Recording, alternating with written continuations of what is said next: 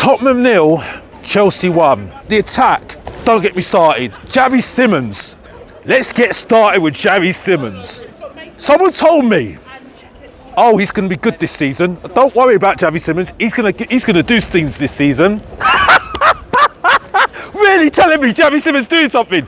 He got taken off. Ladies and gentlemen, boys and girls, this is your boy Mr. Box Office from Mr. Box Office TV, back with another reaction video for you today. Tottenham 0, Chelsea 1.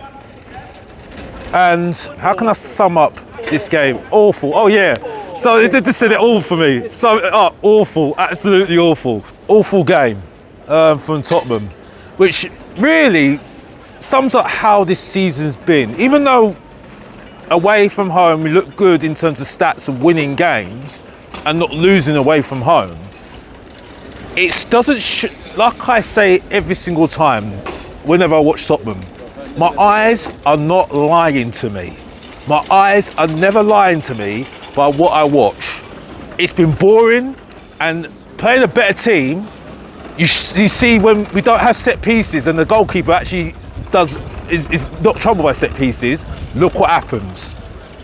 And the team that is more assured, got a better midfield than us, with Caicedo and Enzo Fernandez, who are absolutely class today, Reece James as well, shout out to him as well, and a striker, and wingers, Garnacho not included in that, but Pedro Neto, who are class, who should have been more goals up, and that's it. And a team that just relies on Mohamed Kudus, who at the end of the day faded again because our strike force is crap.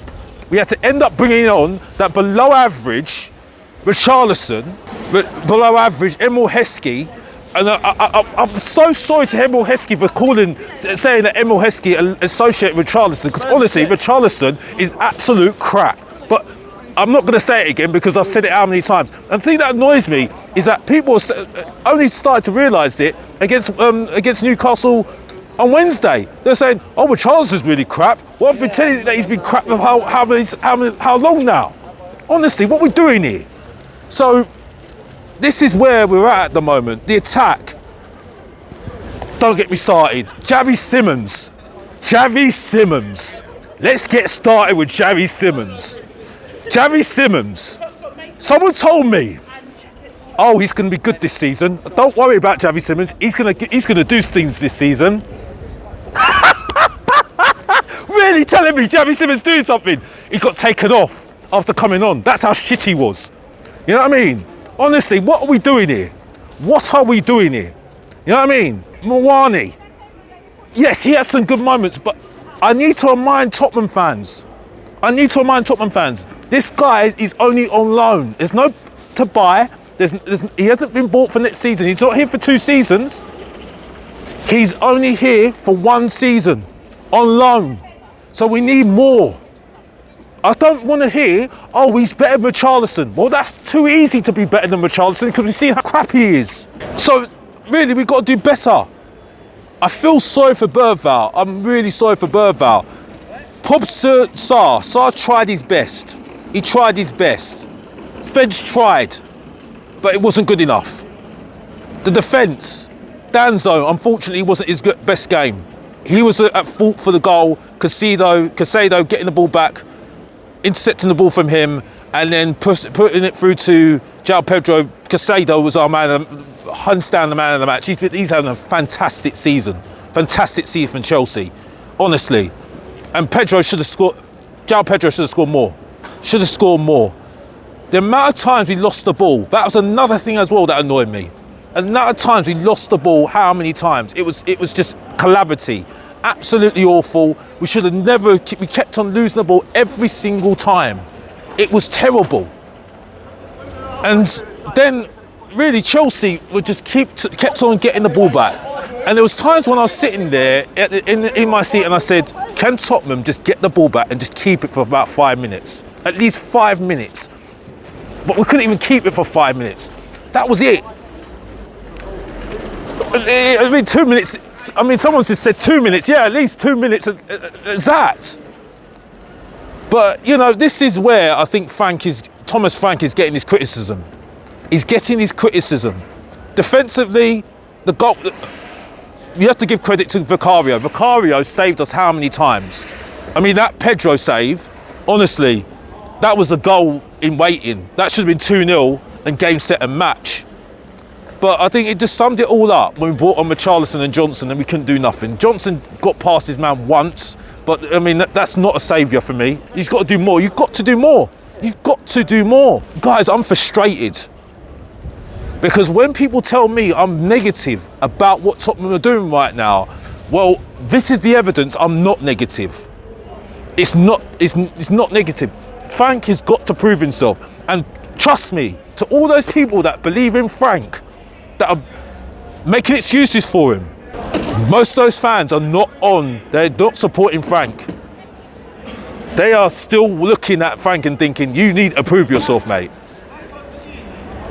And I don't think even with better plays, we're going to play better. I don't think we're going to do it. I think he's too pragmatic. I think he's very pragmatic. And like I said, a leopard never changes his spots. We had that with Ange Postecoglou. We had it with Antonio Conte, which is Antonio Conte football, by the way. This is Antonio Conte football, by the way. Right? This is Mourinho football, by the way. This is not Antonio Conte. This is not good football. So, you know what I mean? When people say, oh, well, they're hypocrites. Absolute hypocrites. So, for me, this just sums up where we are at the moment. Yep, you can look at the positives. Good communication, good communicator, Thomas Frank. But this is a massive mistake today, honestly. And really, Chelsea were very complacent in the end. They were defensively very good, but we could have actually got back into the game. It was only 1-0. We could have been more brave. And the thing is, I don't know if Thomas Frank is actually brave enough to do it. Very disappointing, the attack. The attack really disappointing for me. And back to reality for Tottenham Hotspur fans. We had the joy of what we did last season, winning the Europa League, but back to reality again for Tottenham fans again. Really sums it up really for me, really, doesn't it? It's got to be better next game. It's got to be better. And Copenhagen's got to be better. And as the song goes, back to life, back to reality. Back to reality for all those Tottenham fans that told me I was negative as well. This is a short, sharp video. Match vlog is to follow. And some truth bombs are going to be coming out soon. And another thing on Xavi Simons in this video. I'm even getting a cold now. Blaming Tottenham now. I have a go at Kulusevski.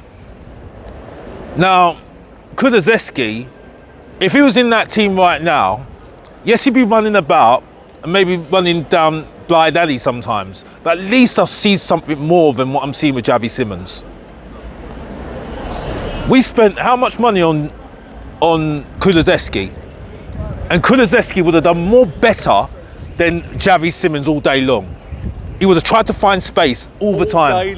All day long, exactly. Would have tried to find space, would have tried to move, tried to make runs. He would try to make things happen. I don't see that from Xavi Simons. And good players make other players look good. What is he doing? I'll leave you with that thought. But I'm done with this anyway at the moment. And I'm definitely not going to Copenhagen, I can tell you that for a fact, because I think we should be beating them. If we don't beat them, I don't know what we're going to say here. Big up to Vicario, he saved us again today. Big up to some of those players that worked hard, like Sarr. Wasn't good enough still though. And Chelsea, well, they're a team to take seriously this season, definitely. But as we just close this video, please like and subscribe to the channel. And please like this video. See you in the next video. If you didn't know, get to know. Support your boy, Mr. Box Office. Subscribe and like. And come on, you Spurs. And I'm out.